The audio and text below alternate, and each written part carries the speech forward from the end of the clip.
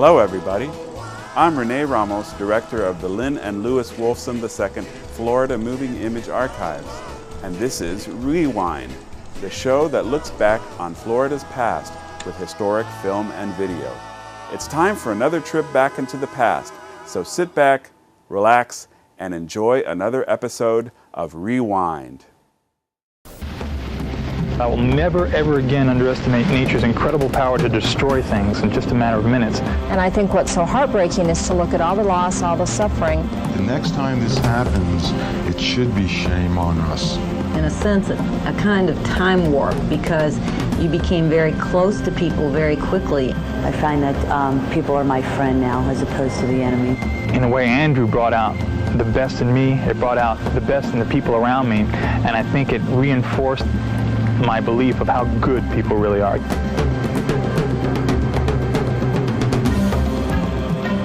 Good evening, I'm Ann Bishop. Now, this is not your regular hurricane anniversary special. We all pretty much know what happened here a year ago. But do you know what's happened since then? Do you know about the success stories, the spirit of survival that brought so many people back? Now, here in Naranja Lakes, things haven't changed very much. It still looks almost as bad as it did the day Andrew blew out. But there has been change in the way we've been treating one another, a change in our values since Andrew. Tonight, the stories of our friends, our neighbors, our leaders who stood out and stood up when Andrew went and left us with a mess. We begin with a story of a woman whose job it is to make certain we live through disasters. Kate Hale. The assumption is that we would need to operate 1 week on our own. For years, Kate Hale's been warning us about the big one, the hurricane South Florida would not forget. Who could forget Andrew coming ashore on Monday, August 24th, 1992? The killer storm could have been much worse, and the death toll could have been higher if it weren't for Kate Hale. The Dade County Emergency Management Director told us to get out of the way. We urge each and every one of you, if you are not where you're going to be, to please get to wherever you're going to ride out this storm as quickly as possible. When it was all over, it was obvious the storm turned south, pummeling Kendall and Homestead and points in between. Meantime, Hale and her county counterpart spent days running Dade's Emergency Operations Center, and after hearing all the horror stories and waiting for help, Hale went public with her frustration with the federal government. They've known this storm was going to hit somewhere on the East Coast since Friday. Where the hell are they? Many in South Florida say it was her call for the cavalry that single-handedly woke up federal officials to the need for massive relief assistance. Do you regret it? No. I sometimes wonder how well the message would have gotten across if I hadn't accidentally stumbled into a 10-second soundbite. That was heard around the world. The world will follow you the rest of your life. I suspect it'll be on my tombstone. And you're glad of it? I'm glad I said it. I'm glad it came out that way. I'm glad it caused things to move. That was the point. Hale's public comments were heard by then President George Bush, and with Governor Lawton Chiles, relief was finally on its way. I'm delighted to know that the bottleneck apparently has been broken, and these very, very needed basic supplies and assistance are starting to come in. But that, again, has been my biggest concern, to make sure that the basics, the food, the water, the medical care that those people so desperately need are provided, so we can start moving to the next level, which is finding some sort of sheltering for them until we can find long-term and sheltering and temporary housing. I was absolutely terrified that if something didn't happen very shortly, that the number of fatalities was going to climb dramatically, not because of the storm, but because we weren't able to get in and provide assistance in the aftermath. Hale's nationwide television bonanza came to an end the Sunday after the hurricane. At this point, we had planned to talk to a Miami woman who's been making news all week, Kathleen Hale, director of the Metro-Dade County Office of Emergency Management. But a short while ago, Ms. Hale suffered an electric shock and was taken to the hospital. We're told she's all right. Hale had been shocked by a hairdryer. Apparently a generator surged and the wiring, it was old wiring in the EOC, and it broke, and whatever happened, the current carried down through the hair blower and down through my arm, and knocked me off the chair. The jolt knocked me off the chair. You'd think that after that jolt, Hale would take it easy, but the demands of her job have not let up. I'd like more personal time, like more time for my private life. This last year has been, it's just been absolutely a very difficult time in terms of trying to have any sort of a personal life. It's been extremely demanding. We want them to address a problem that they don't want to address. Her schedule is jam-packed. Hale's been traveling across the state and the country. She's a pivotal part of planning for future disasters. A lot of people want to pick Hale's brain because any mistakes made following Andrew are now lessons on how to do it better next time. We were able to catch Hale at her Kendall home. She's divorced and shares the place with a number of pets. You stick your hand in there? Oh, yes. They like They're babies. Since the hurricane, she's had a place in her heart and her home for stray dogs. Did the hurricane change you at all? Did it change you personally or perhaps even spiritually? My faith is stronger. I certainly don't think that I could have gotten through that week if I didn't have a very strong faith and a very strong sense of what was right and what was wrong and what was important. After you face that kind of disaster and all the things that ensued, it kind of puts an awful lot in perspective as to what's important. Well, her message to be prepared remains strong. It's hurricane country. We're the most hurricane part of the entire United States. Hale cannot erase the memory she has of South Florida's spirit of survival. And I think that was one of the beautiful things that came out of all of this, was the spontaneous need to help that we saw. People who just literally cleaned out their kitchens, packed it up in the car, and got as close as they could and tried to give it away. It was a beautiful thing. When we come back, one family's Andrew Odyssey. The Wagners say goodbye to their South Dade home, moving several times in the past year. Now, why they might face yet another move. Could it come back beyond the horizon for a popular artists community in South Dade? Hear from the visionary trying to recreate Cawley Square and putting the pieces back together at Metro Zoo. Why the assistant curator does not want to forget the hurricane. Channel 10's Spirit of Survival will be right back. It's time for a break.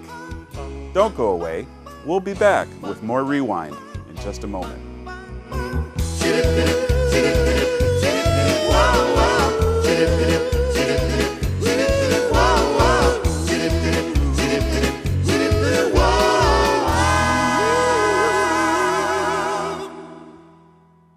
Three, two. Be focused. Be original. Be a trendsetter. Be an explorer. Be the solution. Be visionary. Be a hero. Be the answer. Be the best. Be you. Be MDC.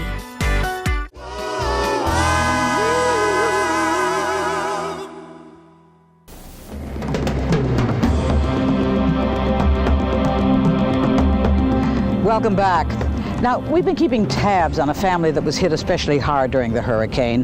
The Wagners gave up their home here in South Dade, and on top of that, Ken Wagner lost his job at Homestead Air Force Base. Louia Gary's been in touch with the Wagners ever since they left South Florida for Melbourne. Tonight, we find out the Wagners might move back. I remember you really wanted to save this piece. Oh yeah, we had just gotten it. You really wanted to save that. We had just, it still got some stuff on the top from the hurricane. Oh my God. Everything's demolished. That's my bedroom there. Is this bigger than the other bedroom? Yeah, bigger, a lot bigger. We gotta get my clothes and my dresses. 1 year after Hurricane Andrew destroyed almost all they had, the Wagner family has a new life and a brand new home in Melbourne, Florida. So are you happy here? Yeah, real happy. Yeah? Yeah. You like it, huh? Except for missing my mom and stuff. Fireplace, gas fireplace. Life is good in Melbourne. Their home sits on a picturesque lake. There's a swimming pool, even some new additions to the family. Come on. For the Wagners, it's hard to believe an entire year has gone by, even as we showed them a tape of what they went through last August.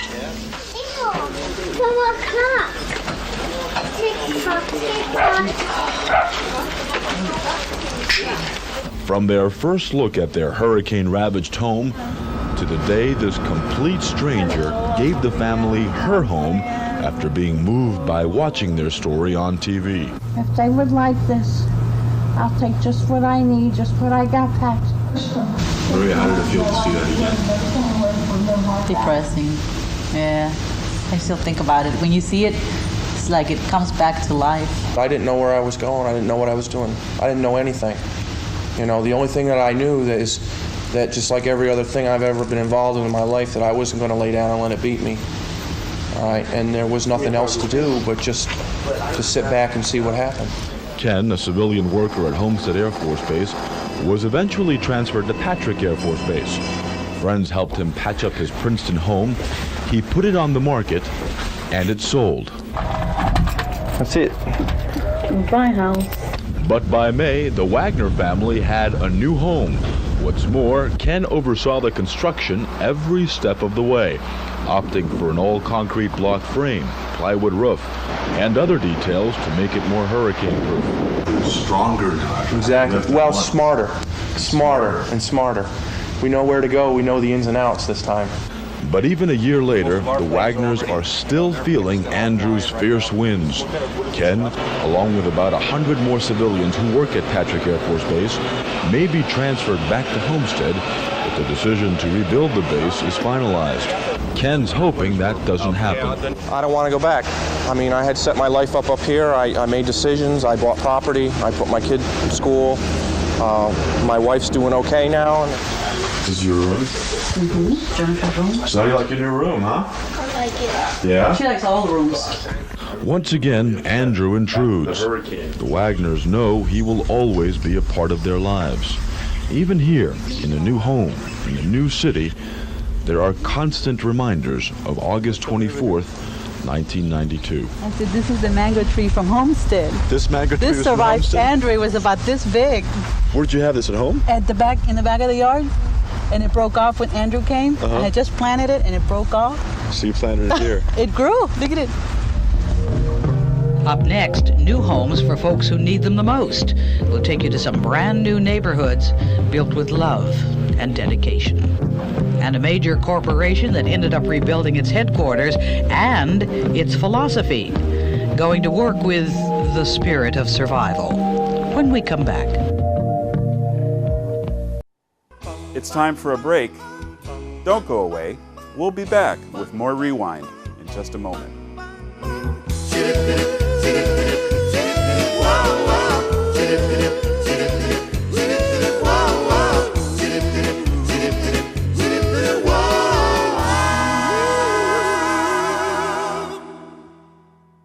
Three, two.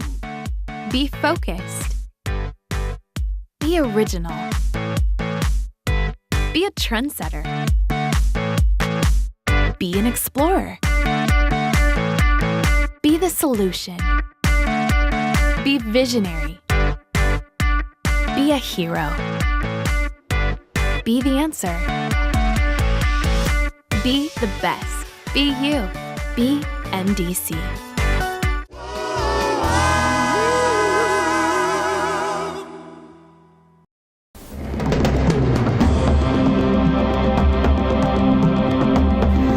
There are some new neighborhoods popping up in South Dade since the hurricane.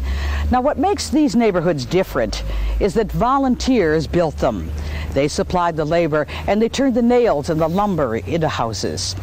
Peggy Lewis shows us how love and compassion turns these Habitat for Humanity houses into new homes.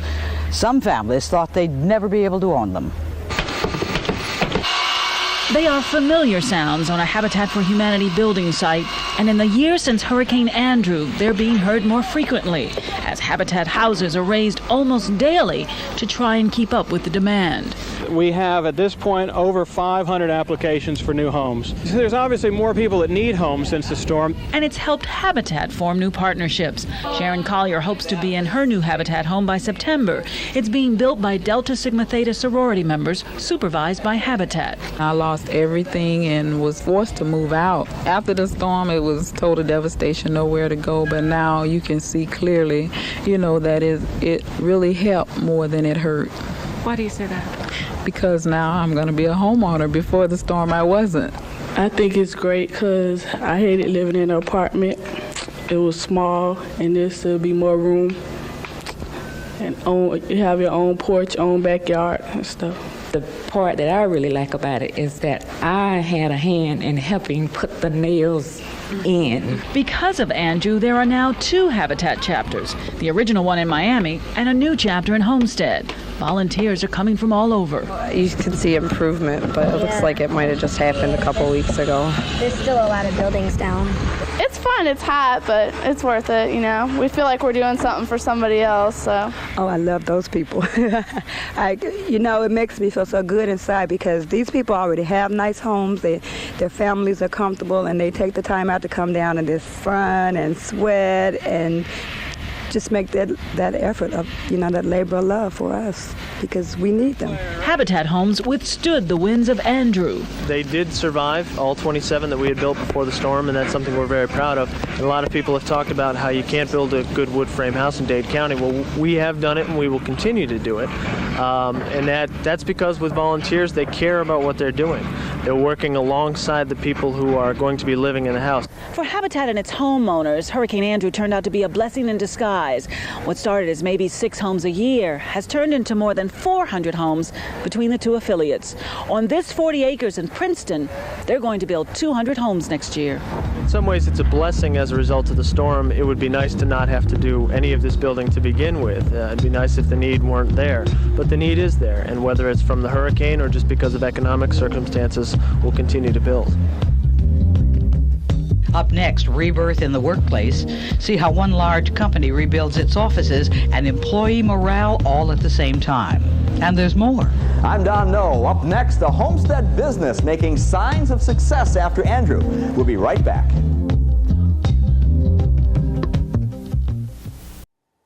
It's time for a break. Don't go away. We'll be back with more Rewind in just a moment.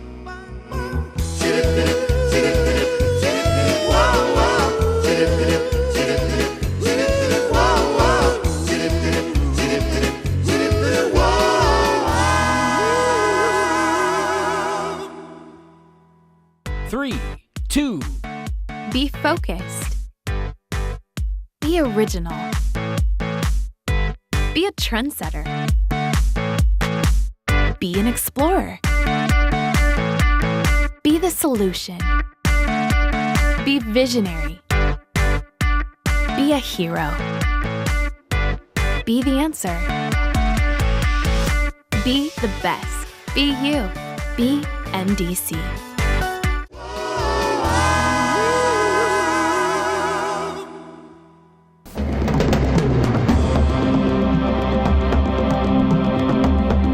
Many South Dade businesses have had a tough time in the past year.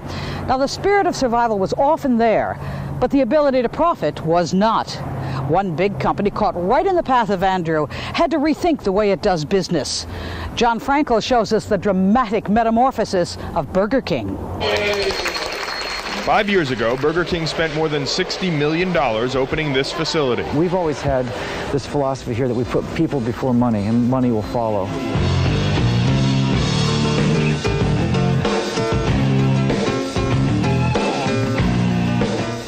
It will cost half that amount to rebuild.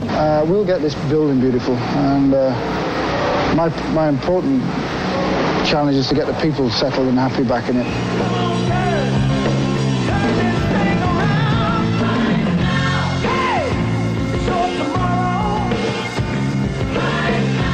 You hear, in our advertising, we love this place. I think people that work here would tell you they love working for Burger King today. Today, Burger King is a different place, but still surrounded by lingering signs of what came smashing through the doors, windows, and every other place a year ago. There were a few people who had just had enough and said, I've got my insurance, I'm leaving. Instead, most of the 700 employees who work here, the corporate home of the Whopper, have returned. Although it was only a month ago that most made the transition into their new offices, now decorated in the colorful burger motif. And this is lettuce, probably better here, and ketchup, and mustard. At least we're back to normal now a little bit. It was kind of a crazy thing that happened to us, and it's good to be back. While the physical plant was destroyed, the walls have also come down on the corporate structure. The rules have changed. Flex time allows employees to come and go as they need to, and a dress code no longer applies. If you feel that you want to wear a shirt and tie, or you ought to wear a shirt and tie, then do so. The main guideline is please try and treat yourself with respect. You can look very scruffy in a suit, and you can look very smart in a polo shirt and pants. The pervasive attitude, not just here at Burger King, but at other corporations across America, is that a dress-down attitude can actually be more productive. Now, obviously, here in South Florida at Burger King, they were forced into their situation. But what they have learned is that people are their greatest asset. David Fitzjohn is one of the people responsible for the facelift. The architects were charged with making the building more user-friendly, giving as many people as possible a room with a view. This whole area was, before the storm, the CEO's office and the area that his secretary used to sit in. And in the new plan, we've now got accounting staff sitting in the whole area. They can all see the sea, there's no wall, and there are, 8 of them here. This is where the CEO sits now, and whichever walls weren't blown down were knocked down. It's more open. You know, the open environment made people more comfortable to come and talk to one another. And we have little windows that people can see everybody's faces, and it's easier to communicate. We had no hierarchy right after the hurricane. I mean, it was just flip-flopped. It didn't matter. Whatever you could do, whatever you could contribute, make a decision and go. As we saw at Burger King, Andrew had great power in changing the way people do their jobs. One businesswoman in Homestead has turned into an unexpected role model after Andrew. Her home was here in Naranja Lakes. As you can see, it's gone now, along with all of her prized mementos. Don No found out how much this woman has gained after losing so much. As you can see, that's where all the... Jolan Gamblin owns this sign-making shop in Homestead. This is what it looked like last year as the place went into hyperdrive, overwhelmed by urgent orders. The patience level is what's overwhelming. Nobody wants to wait for anything, so we're trying to go as fast as we can to keep everybody happy. Do you have this stripe cut? This is Jolan today, married and expecting a child. Are you going to put my stomach in there? Oh, look at you. What has your life been like after Hurricane Andrew? Fast-paced, very fast-paced. A lot of emotional ups and downs. A lot of overwork. A lot of underfed. She laughed herself all the way to the bank. Business was up 300%. Sales figures like that are hard to ignore. Her shop was just profiled in Success magazine. Jolan's composure during those days of rush, rush, rush got national attention. Another licensed contractor, okay? She provided signs of all kinds, including ones used to direct the military around Homestead. It was a stressful time because Jolan's condo in Naranja Lakes was destroyed. I had a lovely, lovely townhome that was right on the lake and watched the sunset every single day. But if I had to decide which two I'd rather have, the house or the business, I chose the business. And if one was going to go, I was glad it was the house. She salvaged some clothes, moved into the studio, but there was no air conditioning. So we slept on the roof and woke up under the stars every day. Okay. This was an emotional time for Jolan, and this is the first sign she made after the storm. It was kind of like a message. It was the thing to do, just to stay strong.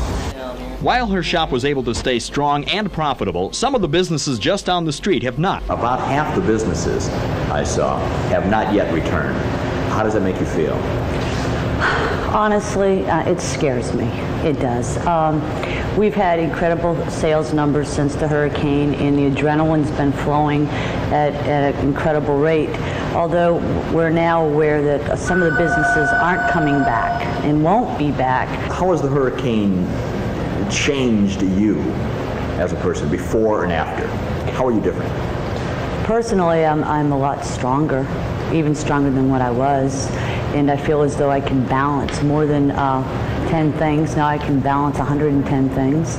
Still ahead, looking forward, we'll go to Metro Zoo and meet a man with a passion for the animals and an eye for the future. And there's no looking backwards at a South Dade historic district so badly damaged by Andrew. Look through the eyes of one woman who wants to bring the spirit of survival back to Cauley Square. That's when we come back.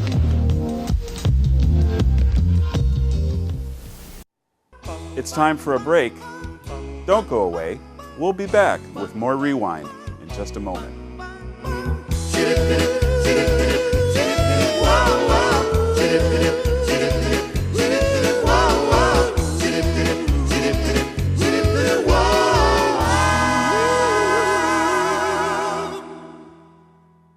3, 2.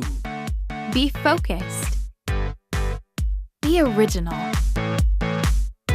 Be a trendsetter. Be an explorer.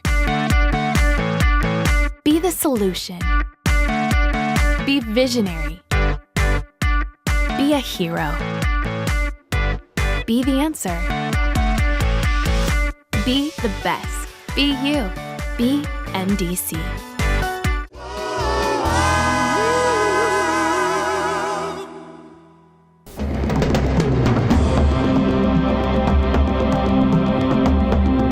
Probably the strongest winds of Andrew barreled right down 152nd Street.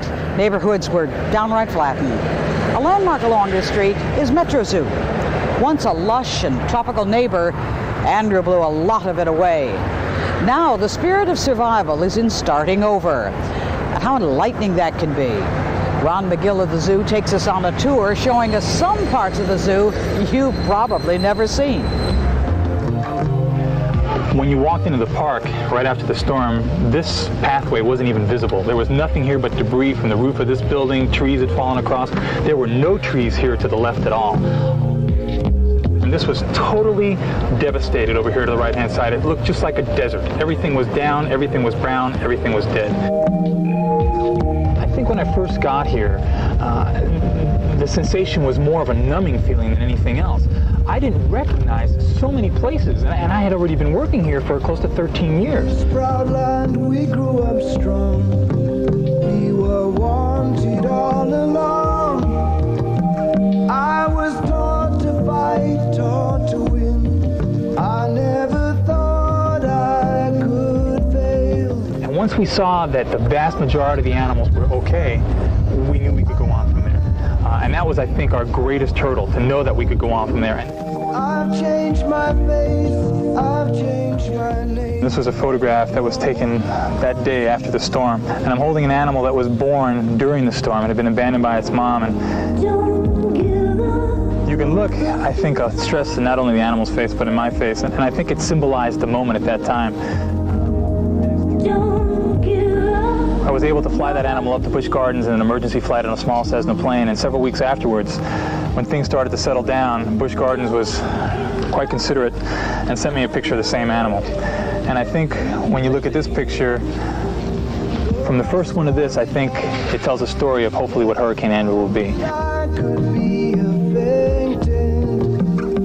People say, oh God, I just want to forget about Andrew. I want to get over Andrew. I never want to forget about Andrew, because I think in a way, Andrew brought out the best in me. It brought out the best in the people around me. And I think it reinforced my belief of how good people really are. Naomi Browning was a young lady, a 12-year-old Metro Zoo volunteer who tragically was killed in the storm.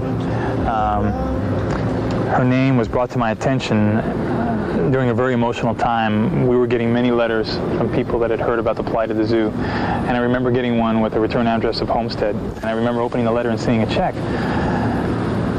And it said, please accept this check in the memory of our daughter who was killed in the storm. I finally got a hold of the Brownings, and I asked her mom, why she was doing that. And her mom was saying how much Naomi loved the zoo and how much she loved working here, and that throughout the storm itself, one of Naomi's greatest concerns was, Mom, I'm so worried about the animals at the zoo. And in a very somewhat eerie, prophetic way, Naomi's mom told me that Naomi had told her mom, if anything ever happens to me, please try to take care of the animals at the zoo. After speaking with the director, we agreed that it would be the right thing to do to name this exhibit after this young lady. It was the hardest thing I've ever had to do, to see 12-year-old kids just sobbing, and their parents and their teachers. And hopefully this young lady's memory will be a tribute to children, that they can make a difference. It's okay, girl. You're okay. You're okay, girl. I think a lot of the animals right after the storm definitely, though they were not physically injured, there were some good signs of emotional distress in some of the animals. This this is the giraffe barn. And what happened was giraffe were in the barn during the evening of the storm. But to show you the magnitude of what happened here, we'll open one of these doors. And it's really pretty hard to believe that a giraffe was in here when those concrete blocks came down off the wall. Every exhibit you went to, you were just amazed. You said, how did they do it? How did they survive? Okay, go straight ahead, and we're going to go right over that little stick over there, and then it'll be clear, and you'll still be able to see a lot of destruction. I think by far the aviary was the area that suffered the greatest loss from the storm. This was an exhibit that I think was the classic exhibit. It's the exhibit I think every zoo strives to achieve in the sense that it exhibited more than birds. It exhibited an entire environment. The type of work and planning that went into this exhibit took years, and it just took a couple hours just to destroy it all. It's kind of ironic, but the Chinese are so well known for their wisdom and prophecy. Their language is in symbols, and ironically, the symbol they have for crisis is the exact same symbol for opportunity. And I think in a prophetic way that tells us that we have an opportunity here to do things that would not have been possible without Andrew. There were things when this park was developed that were innovative, that were new, and to be quite frank, we made some mistakes. They weren't so catastrophic that it justified tearing down and starting over again, but that's been done for us now. We're doing that with our landscaping, with the trees that are being planted in the park. We're doing it with some of the exhibits. Metro Zoo is by far going to be not only rebuilt, but much better than it ever was because of Andrew. There's a place where we belong. Ron Miguel himself went through a lot after Andrew. His home was badly damaged, and shortly after the storm, his wife delivered their first baby. Sean McGill will soon celebrate his very first birthday. Don't go away. You're not going to want to miss the remarkable birth of a baby, a little girl born in the middle of a hurricane. And later, the people who stood up for Andrew's neediest victims. The spirit of survival is coming right back. It's time for a break. Don't go away. We'll be back with more Rewind in just a moment.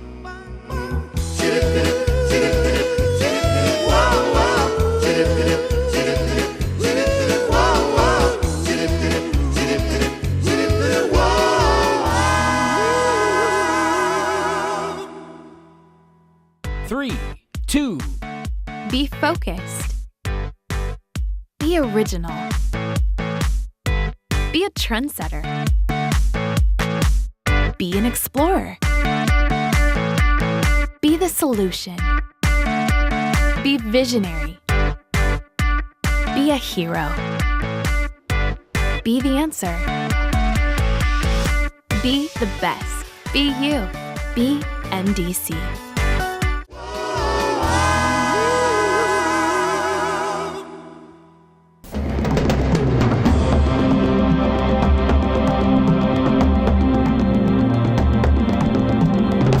Imagine your vision, your passion in life, crushed by a storm.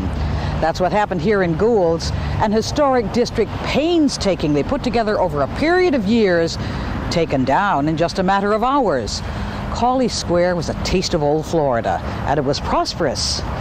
Now there are aggressive plans to rebuild. Emily Aiken shows us who's behind this courageous comeback. There used to be an old oak tree here, right where those yellow flowers are now. A huge oak, one of the oldest in Dade County. Trees take years, in particular an oak tree of that size. It was enormous and gave us the shade, and plus I think the glamour of an old oak tree is sort of irreplaceable. Mary Ann Ballard founded Cauley Square decades ago, and at age 78, she is irreplaceable too. But unlike the old oak, Andrew's winds did not destroy her. I have probably, unfortunately, a very optimistic disposition. And having been a student of history, and having lived a long time, and through the war, and even was alive during World War I recognize that one just survive. You do the best that you can. It never occurred to me not to rebuild. Andrew left Cauley Square in a heap. Timbers, which had stood since the late 1800s, were laid flat. Trees were knocked down. Few buildings on the 10 acres were left. Here's what Colley Square looked like before Andrew hit. Ballard took this old railroad village and lovingly transformed it into an antique mecca. It was a place for unhassled shopping, a look ahead at Christmas, and a quiet cup of tea. A year after Andrew, construction has just started on the tea room. There's still a lot to do. And the kitchen. Oh my goodness, the kitchen. Look at this now. For a long time, Martha couldn't face rebuilding her tea room. She, like other store owners here, lost her house. Now, with her home in order, Martha can move on. I'm unpacking now. And it took me a year because I've been really sort of down on everything. Can you tell? But I'm getting very excited now because it's yes, and it will be lovely again. I'm excited about what's happening now, but because I lost my home, I've concentrated for a whole year on getting back into my house, which I just recently did, and now I feel like I can put all my energies into the business. Andrew leveled Bunny's country cottage, so she hung her sign on one of the buildings Andrew did not blow away. Suki is ready to open her doors. While the building stood, the winds and rain ruined all of her hand-crocheted dresses, hats, and baby clothes. She then realized it was better to channel her anger and frustration into something more productive than crying. Who did all of this? I do. My hand and my 10 fingers. It's obstinacy. And I'm just a tremendously obstinate person, and I put on blinders when I decide what I'm going to do. It's almost impossible to deter me. Mrs. Ballard has an infectious personality that we can't help but feel. Where do you see Colley Square a year from now? I see it better than it was ever before. And where will these stairs lead in the future of Colley Square? This used to be the old antique shop. It got blown away. Ballard says she wants to use this as a bandstand. Use your imagination. Just might work.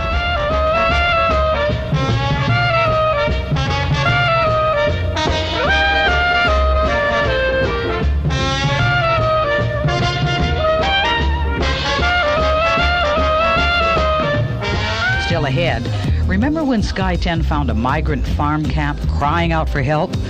Well, Todd Tongan takes us back there. What a difference a year makes in the spirit of survival. Next.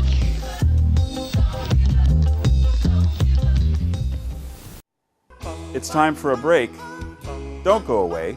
We'll be back with more Rewind in just a moment.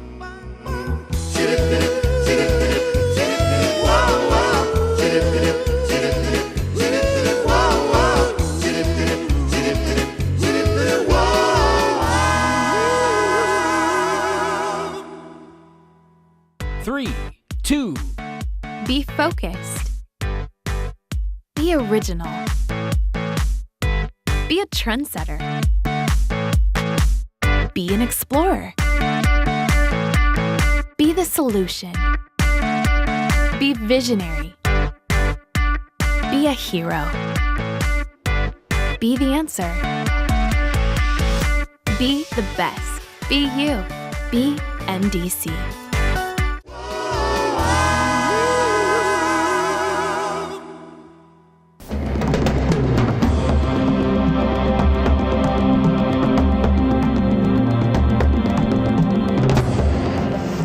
This is dirt.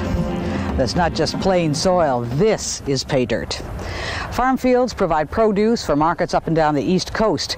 As a matter of fact, South Florida is known as America's winter vegetable garden. Dade's farm economy is a billion-dollar business, dependent on migrant workers to pick the crops. Well, when Andrew came through, the farm workers' homes just blew away. And our own weatherman, Todd Tongan, was the first to discover how bad things were. But what a difference a year makes. They need food. They painted this on their roof to attract some sort of attention because they haven't seen any relief trucks this far south. That was how Centro Campesino looked a year ago. Obviously, The message that was painted on this roof is gone. This is a new roof. Along with many other new roofs and houses, the people of Centro Campesino are trying to wipe the slate of Andrew clean. A chalkboard lists their needs, and they are the basic essentials of life. It had been 4 days since Andrew had hit. Supplies were scant. People are coming and we have nothing to give them. And people seemed bewildered. When our story first aired, the impact of the migrants' plight triggered action. You guys were actually the leaders of this parade of help and relief that came by. If a child cries and no one hears him, he still makes a sound. But on this day, South Florida heard their cries for help. They painted a plea for help skyward, and out of the blue came a reply. South Floridians had organized an airlift. Small planes from all over the state shuttled in supplies that were donated by viewers. Pilots carrying diapers like briefcases. But sometimes goodwill has a tragic price. One of the relief planes in North Perry crashed into an unoccupied home, and airlift operations were halted. But the residents of Centro Campesino have food to eat and water to drink. We really needed it. You really came through for us. Thank you very much. Today, the community looks completely different. Under all that debris sits a tranquil neighborhood. In Andrew's aftermath, this was the war room. Now it's a housing office. The supply room is a finance office. And the shed that became shelter is back to being a shed, storing building materials. And they are building. Roomy, single-family houses are being built by volunteers, construction apprentices, and the residents themselves. Last year, that house looked like one of these houses without the trusses or anything inside. Are you guys in better shape now than you were before the hurricane? Yes. Really? Definitely. That's kind of ironic, isn't it? It's been a blessing. Andrew's taken a lot from us, but it's also brought us a lot of attention, a lot of help from the governor, a lot of help from, private people, donations, volunteers. Centro Campesino is trying to change the farm workers' migrant status by giving the residents a stake in this community. A worker can buy a house for about $50,000. They need only a small down payment and put in sweat equity when it's built. Giving them a hammer and nail and then telling them how to do it, they can build their own homes. And they take that knowledge and they pass it on to their young ones, and then hopefully we can start a ripple effect and people can start earning for themselves instead of depending on the government. Just down the road, there are hundreds of other families living in trailers, waiting for a permanent home. And although 50 families live in this complex, it was eerily quiet during our visit. That's because they're working in the fields that brought them to South Florida. And Centro Campesino's hope is that a new home will keep them here. The spirit of survival will be right back.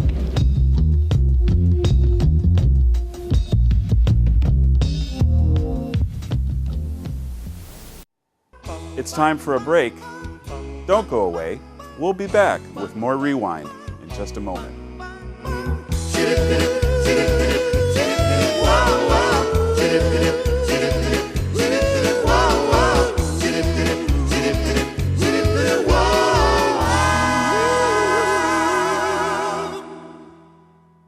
Three, two. Be focused. Be original. Be a trendsetter. Be an explorer.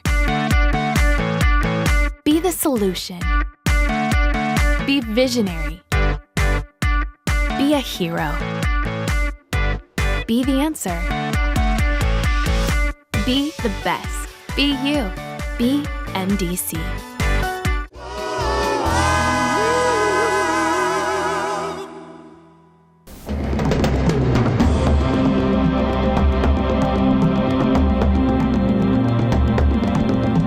This is Homestead's Harris Field. Now, it was once temporary home to thousands of people immediately after Andrew. The military pitched tents here because it was a safe, sound, secure place for people who were far too frightened to sleep in their storm-ravaged homes. Well, tonight the tents are long gone, but the homeless problem still exists. Peter Dent shows us how Andrew brought out the best in one couple still dedicated to helping the hurricane homeless. The images are surreal, the memories frightening. From the disaster called Andrew sprung devotion, a dedication by social activists Bruce and Margie Netter to help.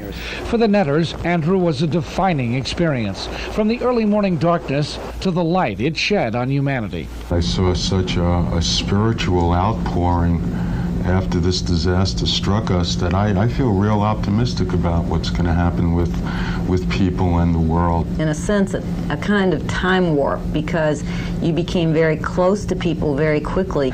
People were quite aware of how bad things were, and not everybody was looking just for me, but people were looking out for their neighbor. Bruce and Margie Netter have always been there for their neighbors. Before Andrew, she was a teacher. He's been active in helping the homeless.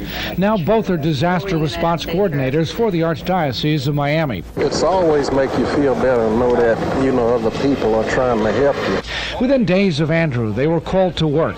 250,000 people were left homeless, and they needed a lot of help. It was a renewing energy. It seemed that the more people needed, the more strength I found to work.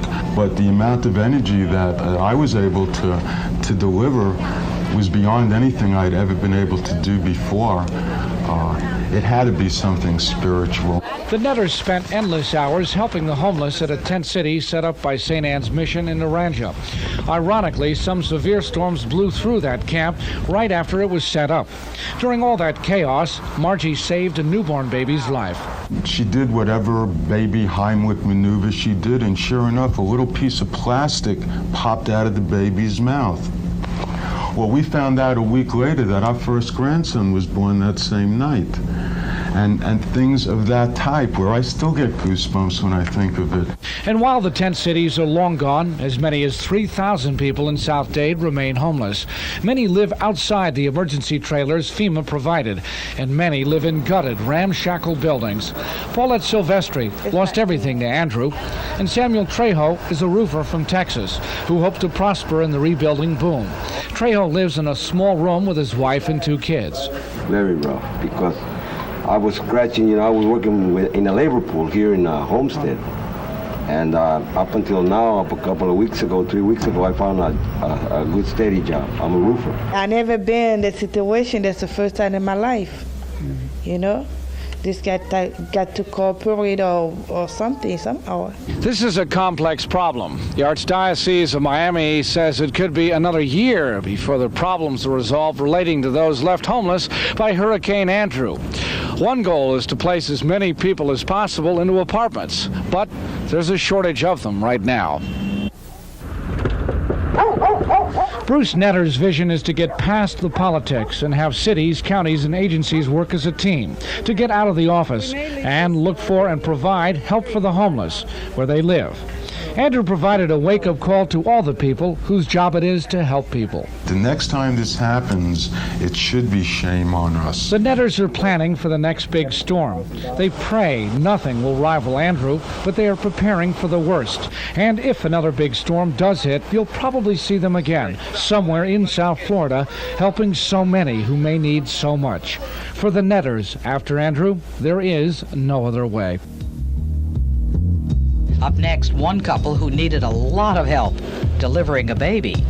Andrew acts as a stork, bringing a little girl in during the hurricane. The spirit of survival delivers our future next.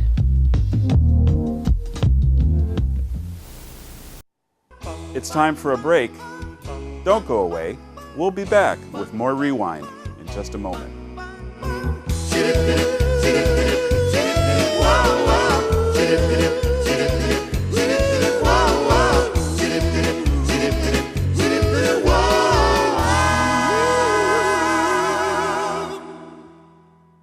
Three, two.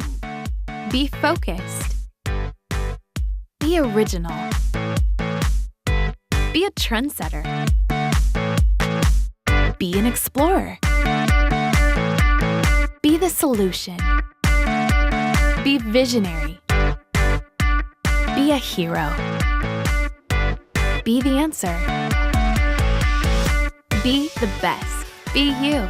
Be MDC.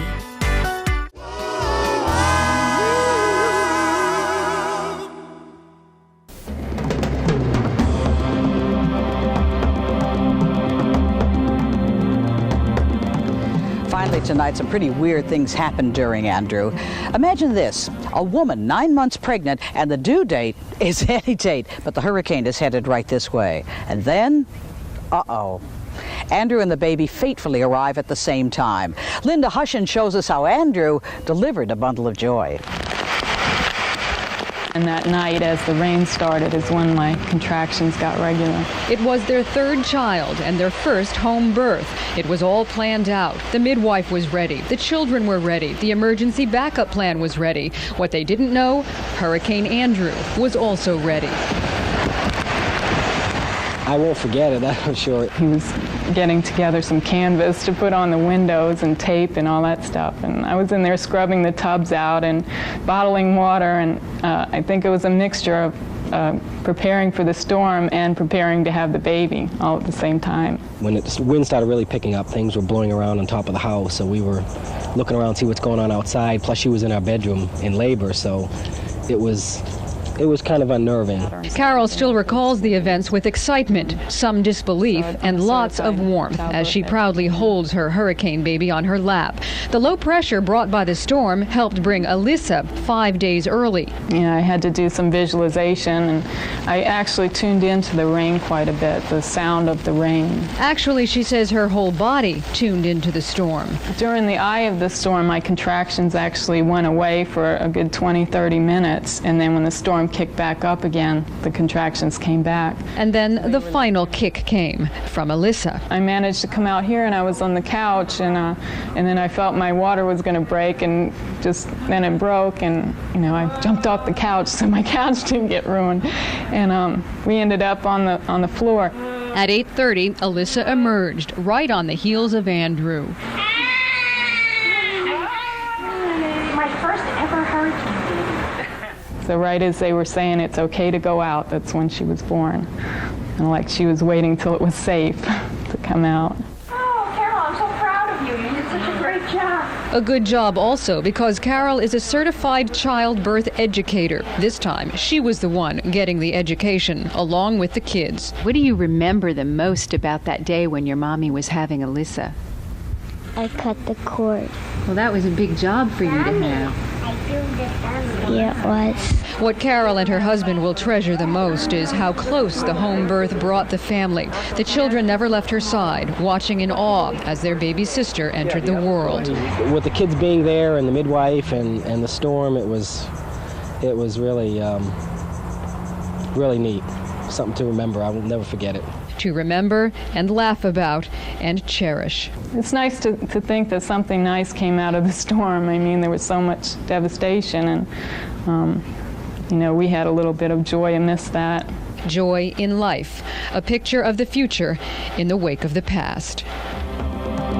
That's our report for tonight. We hope you've enjoyed seeing these success stories of your friends and neighbors a year after Andrew. We were knocked down, but not out. Because South Floridians do have a spirit of survival, even though we learned it through a very difficult lesson. And perhaps now it's time to teach our friends and our neighbors, and especially the next generation, that spirit of survival. I'm Ann Bishop. Good night.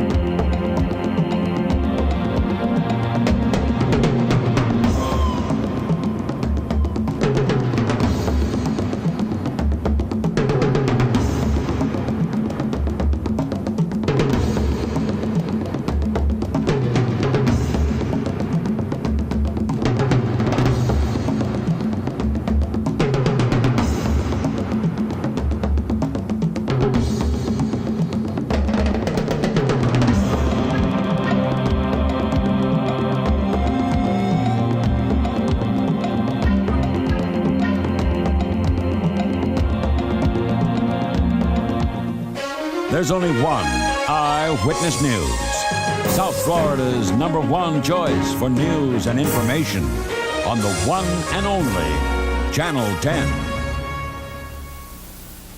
That's about it for this edition of Rewind.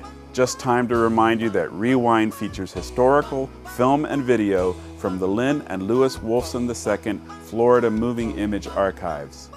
To see more from the Wolfson Archives collections, visit our website, wolfsonarchives.org. You can search the archives catalog and watch video online. And be sure to connect to our YouTube channel, where you will find hundreds of carefully curated clips, or link to the Wolfson Archives Facebook page to keep up with our busy calendar of historical happenings. Until next time, I'm Rene Ramos. Thanks for watching.